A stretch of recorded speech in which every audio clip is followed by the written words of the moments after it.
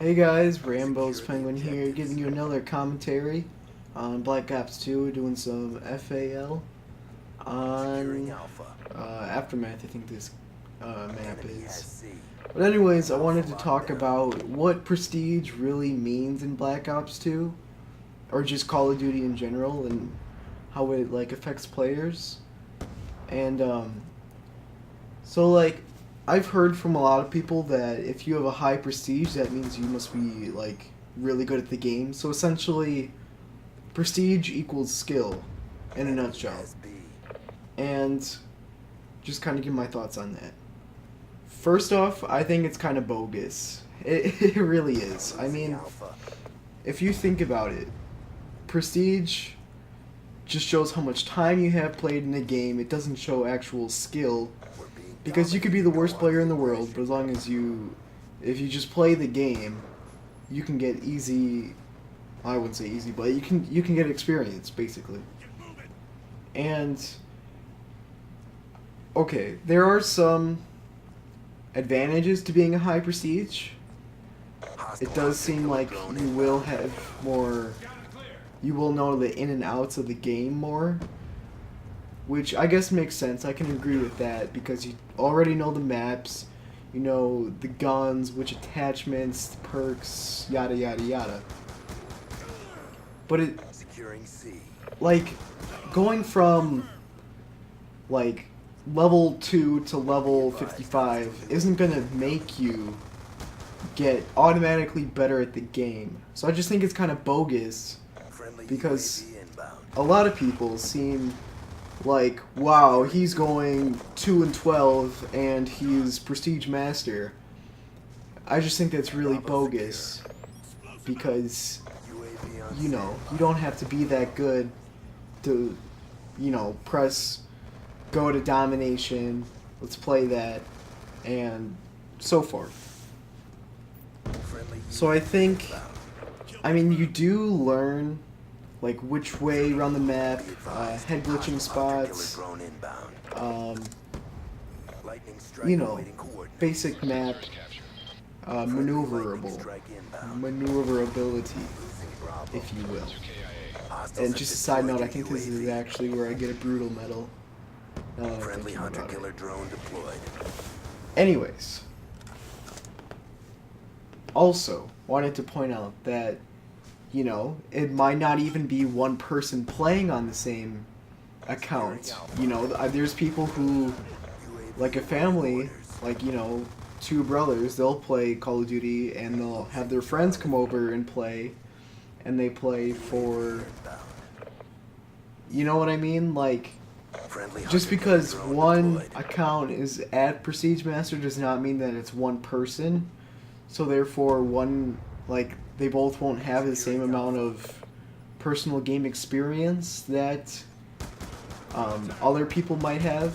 Because don't get me wrong, there's a lot of people who only play on their own gamertag or whatever. But if you have a friend over and you're like, hey man, I want to play some Black Ops, that makes a lot more sense because yeah, okay, I'm trying to figure out how to word this. Because they won't have gotten that game experience. Not in-game XP, but personal experience.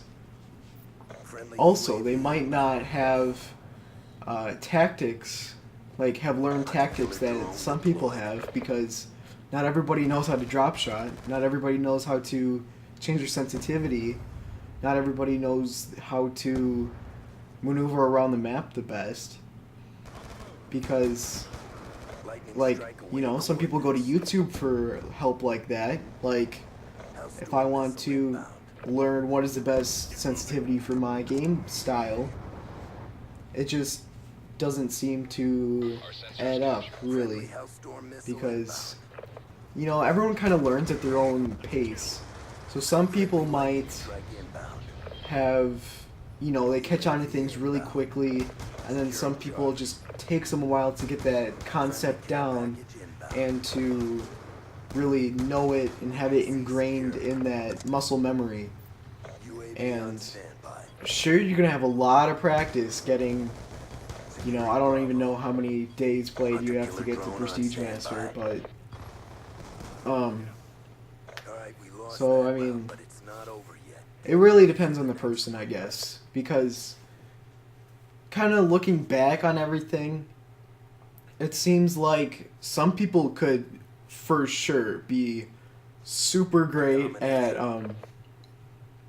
they could be super great at picking up things and being able to quickly grasp that concept that they need to know, and then like they just have it. It's theirs. They, you know, like MLG Pro, ready for the circuit, and it seems like,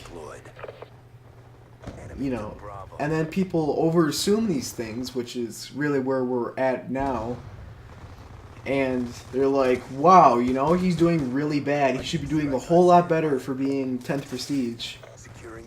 And another thing is how much experience they have with the franchise as a total. Because for some people, Black Ops 2 was their first Call of Duty. For some people, Modern Warfare 3 was their first Call of Duty, and so on and so forth. And, you know, maybe the people who have played Black Ops 2 as their first Call of Duty might be better at some people who are only been playing since, you know, Black Ops 1. Because every Call of Duty has its own mechanic, so to speak. You know, little things that each game has differently. Like, for example, Black Ops 2 introduced the score streaks. Modern Warfare 3 introduced, you know, you had your support, you had specialists, all of that. And, you know, it's going to be different every single Call of Duty. And that getting to know that certain mechanic might be easier for someone who just started playing it, because then they're not as used to the old mechanic from, you know, maybe Modern Warfare 2, where it's completely different. I mean, the maps are different, and just it's like a whole different learning curve to play a new Call of Duty, essentially, because you don't know the maps, you don't know the guns. But if you go from Battlefield 3 to Call of Duty, it might also be different, because that is a totally different style of gameplay, because it's the pace is different. But I mean, you can totally change that by the game style you play. And so yeah,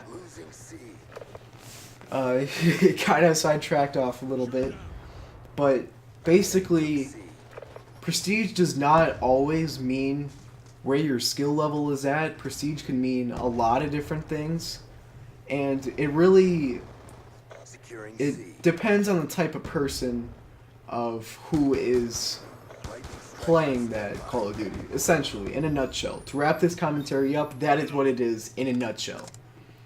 Alright, this video is wrapping up soon. This is David, Rambles Penguin, however you want to have me go off as. And just wanted to say thank you guys for listening to this commentary, and we have more to come. Thank you.